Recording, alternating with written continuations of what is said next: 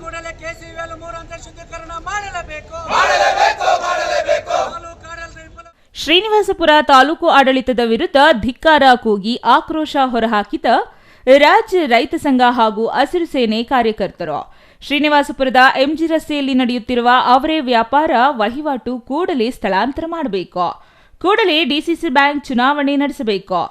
KC valley ನೀರು 3ನೇ ಹಂತದ ಶುದ್ಧೀಕರಣ ಮಾಡಬೇಕು ಎಂದು ಆಗ್ರಹಿಸಿದರು.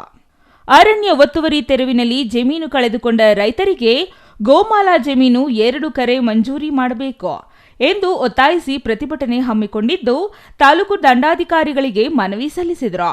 ರೈತ ಮುಖಂಡ ನಾರಾಯಣಗೌಡ ಮಾತನಾಡಿ, ಅವರೇಕಾಯಿ ವ್ಯಾಪಾರ ವಹಿವಾಟಿನಿಂದ ರೈತರಿಗೆ ಹಾಗೂ ಸಾರ್ವಜನಿಕರಿಗೂ ತೊಂದರೆಯಾಗುತ್ತಿದ್ದು ಕೂಡಲೇ ಸ್ಥಳಾಂತರ ಮಾಡುವಂತೆ ಹಲವು ಬಾರಿ ಅಧಿಕಾರಿಗಳಿಗೆ ಮನವಿ ಮಾಡಿದ್ದರೂ ಸ್ಪಂದಿಸುತ್ತಿಲ್ಲ ಎಂದರು. ಕೂಡಲೇ ಅದನ್ನು ತೆರವುಗೊಳಿಸಬೇಕು. ಕೆಸಿ ವ್ಯಾಲಿ ನೀರನ್ನು 3ನೇ ಹಂತದ ಶುದ್ಧೀಕರಣ ಮಾಡಬೇಕು. ಅರಣ್ಯ ಒತ್ತುವರಿ ಹೆಸರಿನಲ್ಲಿ ಜಮೀನು ಕಳೆದುಕೊಂಡಿರುವ ರೈತರಿಗೆ ಗೋಮಾಲ ಜಮೀನಲ್ಲಿ ಜಮೀನು ಮಂಜೂರು ಮಾಡಬೇಕು. ಪ್ರತಿ ಗ್ರಾಮಗಳಲ್ಲಿಯೂ ಜಾನುವಾರುಗಳ ತಕ್ಕಂತೆ ಗೋಮಾಲ ಜಮೀನನ್ನು ನಿಗದಿಪಡಿಸಬೇಕು ಎಂದು ಒತ್ತಾಯಿಸಿದರು. ಒತ್ತುವರಿಯಾಗಿರುವ ಕೆರೆ ರಾಜಕಾಲುವೆಗಳನ್ನು ತೆರವುಗೊಳಿಸಬೇಕು. ಅದರ ಜೊತೆಗೆ ಈ ಒಂದು ಕೆಸಿ ವ್ಯಾಲಿ ನೀರಿನ ಹರಿದ ನಂತರ ಟೊಮೊಟೊಗೆ ಬಾಧಿಸುತ್ತಿರುವಂತಹ ಹಸಿರು ಸೊಳ್ಳೆ ನಿಯಂತ್ರಣಕ್ಕೆ ಕೃಷಿ ಮತ್ತು ತೋಟಗಾರಿಕೆ ಇಲಾಖೆ ಅಧಿಕಾರಿಗಳು ಸಂಪೂರ್ಣವಾಗಿ ಗುಣಮಟ್ಟದ ಔಷಧಿ ಕೊಡಲು ವಿಫಲವಾಗಿದ್ದಾರೆ. ಅದನ್ನು ತನಿಖೆ ಮಾಡಲು ವಿಶೇಷವಾದ ತಂಡವನ್ನು ರಚನೆ ಮಾಡುವ ಜೊತೆಗೆ ಪಿ ನಂಬರ್ ದುರಸ್ತಿ ಮಾಡಲು ಒಂದು ತಂಡವನ್ನು ರಚನೆ ಮಾಡಬೇಕು. ಮತ್ತು ಅರಣ್ಯ ಭೂಮಿ ಒತ್ತುವರಿ ಏನು ಕಳ್ಕೊಂಡಿದ್ದಾರೆ ರೈತರು, ಅವರಿಗೆ ಪರ್ಯಾಯವಾಗಿ ಗೋಮಾಳ ಜಮೀನನ್ನು 2 ಎಕರೆ ಜಮೀನನ್ನು ಮಂಜೂರು ಮಾಡಬೇಕು.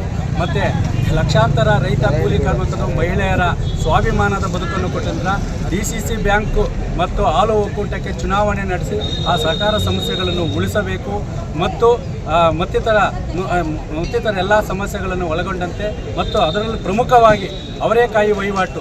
ಯಾಕಂದರೆ 3 ತಿಂಗಳು ರೈತರು ಕಷ್ಟಪಟ್ಟು ಹುಳ ರೋಗ ಬಾಧೆಯನ್ನು ನಿಯಂತ್ರಣ ಮಾಡಿ ಮಾರುಕಟ್ಟೆಗೆ ತಂದರೆ ಒಂದೇ ನಿಮಿಷದಲ್ಲಿ 30 ರೂಪಾಯಿ 10 ರೂಪಾಯಿ ಅಂತ ಹೇಳ್ಬಿಟ್ಟು ಹರಾಜು ಹಾಕಿಬಿಟ್ಟು ರೈತರ ಶೋಷಣೆ ಆಗ್ತಾಯಿದೆ. ವ್ಯಾಪಾರಸ್ಥರಿಗೆ ಮತ್ತು ದಳ್ಳಾಳಿಗಳಿಗೆ ಮತ್ತು ರೈತರಿಗೆ ಅನುಕೂಲವಾಗುವಂತಹ ಯಾವುದೇ ತೊಂದರೆಯಾಗದ ರೀತಿಯಲ್ಲಿ ಒಂದು ಸೂಕ್ತವಾದ ಮಾರುಕಟ್ಟೆಯ ಜಾಗವನ್ನು ಗುರುತಿಸಬೇಕು ಅಂತೇಳಿ ಮತ್ತಿತರ ಎಲ್ಲ ಸಮಸ್ಯೆಗಳನ್ನು ಒಳಗೊಂಡಂತೆ ಇವತ್ತು ಅವರೇಕಾಯಿ ಮತ್ತು ಖಾಲಿ ಬಿಂದಿಗಳೊಂದಿಗೆ ಮತ್ತು ನಷ್ಟ ಪರಿಹಾರ ನೀಡಬೇಕಂತೇಳಿ ತಹಸೀಲ್ದಾರ್ ಕಚೇರಿ ಮುಂದೆ ಹೋರಾಟ ಮಾಡುವ ಮುಖಾಂತರ ಇವತ್ತು ಮಾನ್ಯ ತಹಸೀಲ್ದಾರ್ ಮುಖಾಂತರ ಜಿಲ್ಲಾಧಿಕಾರಿ ಮುಖಾಂತರ ಸರ್ಕಾರಕ್ಕೆ ಮನವಿಯನ್ನು ನೀಡಿ ಒತ್ತಾಯಿಸಿದ್ದೀವಿ. Rafi Ulla, CTV news, Srinivaspur.